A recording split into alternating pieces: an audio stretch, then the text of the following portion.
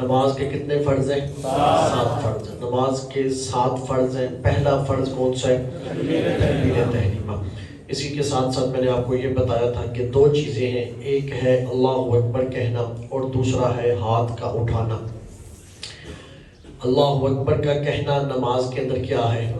فرض ہے۔ اللہ اکبر کا کہنا نماز میں فرض ہے، اور دونوں ہاتھوں کو اٹھا کے کانوں کی لو تک لگانا یہ کیا ہے؟ سنت موقدہ ہے۔ دونوں ہاتھوں کو اٹھا کے کانوں کی لو کے ساتھ انگوٹھوں کو لگانا یہ سنت موقدہ ہے۔ یہاں پہ بات ختم ہوئی تو میرے دوست ہیں، انہوں نے مجھے یہاں پر ایک بات کی یاد دہانی کروائی کہ آپ نے اس کی اہمیت تو بتائی ہے کہ اگر فرض رہ جائے تو ان سرے سے نماز نہیں ہوتی، لیکن آپ اس کی فضیلت بھی بتا دیں۔ تو یہ بالکل ان کی بات درست تھی۔ جس وقت انسان امام کی تکبیر تحریمہ کے ساتھ ملا کے تکبیر تحریمہ کہتا ہے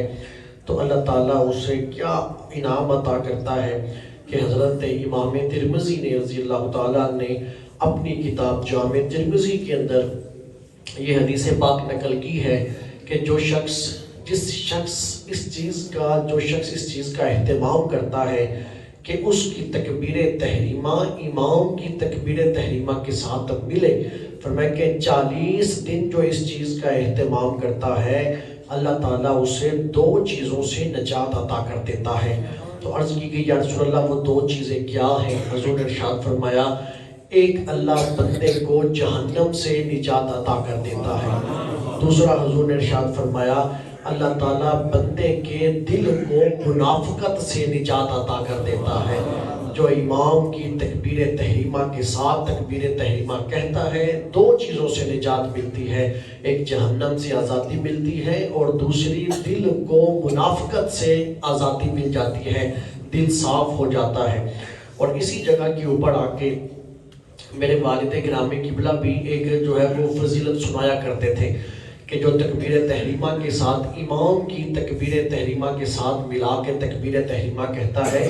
اس کا اتنا اجر ہے۔ اب یہ میں نے بات ابھی تک ویسے کہیں پڑھی نہیں ہے، لیکن میں نے اپنے والد گرامی سے سنی ہے، تو اس لیے میں آپ کو یوں ہی انہی لفظوں کے ساتھ سنانے لگا ہوں کہ میرے والد گرامی قبلہ یہ کہا کرتے تھے کہ جو شخص امام کی تکبیر تحریمہ کے ساتھ تکبیر تحریمہ کہتا ہے اللہ اس کو زمین و آسمان کے برابر نفلی صدقہ کرنے کا ثواب عطا کرتا ہے۔ کہ یہ نفلی اتنا بڑا ثواب ہے کہ نفلی صدقہ اور زمین و آسمان کے برابر کرنے کا اللہ اسے ثواب عطا کرتا ہے۔ صرف اتنی سی چیز کہ ہم نے اتنا اہتمام کرنا ہے کہ امام کی تکبیر تحریمہ کے ساتھ آ کے شامل ہو جانا ہے۔ اتنا ہم اہتمام کریں گے تو کتنا اجر مل رہا ہے کہ ہمیں جہنم سے آزادی مل رہی ہے، منافقت سے ہمیں آزادی مل رہی ہے، زمین و آسمان کے برابر ہمیں صدقہ کرنے کا ثواب مل رہا ہے، صرف اتنے سے عمل سے کہ ہم نے امام کی تکبیر تحریمہ کے ساتھ ملا کے تکبیر تحریمہ کہنی ہے، جس کو ہم یوں گوا دیتے ہیں کہ گھر سے نکلتے ہوئے بھی ہم اس کا اہتمام نہیں کرتے، بغیر کسی عذر کے بغیر کسی وجہ کے تکبیر تحریمہ کو چھوڑتے ہیں۔ بلکہ چھوٹے بچوں کو یہ عادت ڈالنی چاہیے، چھوٹے بچے پیچھے کھڑے ہو کے دیکھتے رہتے ہیں کہ امام رکوع میں جائے گا تو ہم رکوع میں جائیں گے، تو اس چیز کا انہیں بار بار یاد کرواتے رہنا چاہیے تاکہ یہ بچپن کی جو عادتیں ہیں وہ ہمیشہ کے لیے پختگی اختیار نہ کر جائیں۔ تو دوستو یہ تکبیر تحریمہ کی فضیلت تھی۔ اب آگے بات آ جاتی ہے کہ جس وقت ہم تکبیر تحریمہ کہیں گے تو یہاں پر ہمیں 2 طرح کے بندے نظر آتے ہیں۔ ایک جو ہے وہ نظر آتا ہے تکبیر تحریمہ کہتا ہے تو وہ اپنے ہاتھ اٹھائے گا تو کانوں کی لو کے ساتھ لگائے گا، یہ جو نرم حصہ ہے اس کو کانوں کی لو کہا جاتا ہے، اور انگوٹھے کے ساتھ اس طرح کہا جاتا ہے۔ اور ایک ہمیں وہ بندہ نظر آئے گا کہ جو ہاتھ اٹھائے گا تو اس کے ہاتھ کندھے کے برابر جائیں گے، یہاں رکھ کے وہ اللہ اکبر کہہ کے اپنی نماز کی نیت کر لے گا۔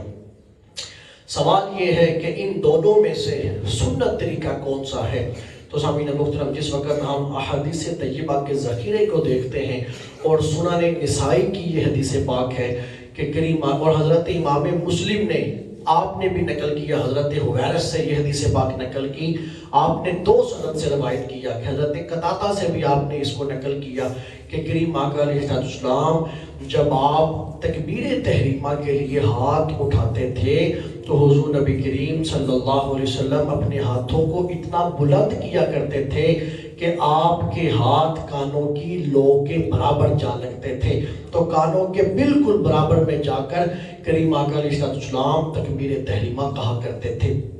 تو یہاں سے یہ بات ثابت ہو جاتی ہے کہ حضور کی سنت مبارکہ ہے کہ جس وقت تکبیر تحریمہ کہیں گے تو کانوں کی لو کے ساتھ ہم اپنے انگوٹھوں کو لگائیں گے۔ اور رہی بات جو سینے کی جو یہاں تک رہ جاتے ہیں تو سامعین محترم، وہ ان لوگوں کی جو حدیث طیبہ ہے وہ عذر کے اوپر محمول ہے۔ حضرت وائل بن حجر ایک صحابی ہے، وہ کہتے ہیں کہ میں حضور کی بارگاہ میں آیا تو میں سردی کے سخت دن تھے، تو اس وقت چادریں صحابہ نے لی رکھی تھی، تو اس عذر کی کیفیت کے اندر اس وقت میں نے دیکھا کہ ہاتھوں کو بلند کیا گیا اور وہ کندھوں تک گئے اور کندھوں کے ساتھ انہوں نے جو ہے وہ نماز کی نیت کر لی، لیکن وہ اس وقت کے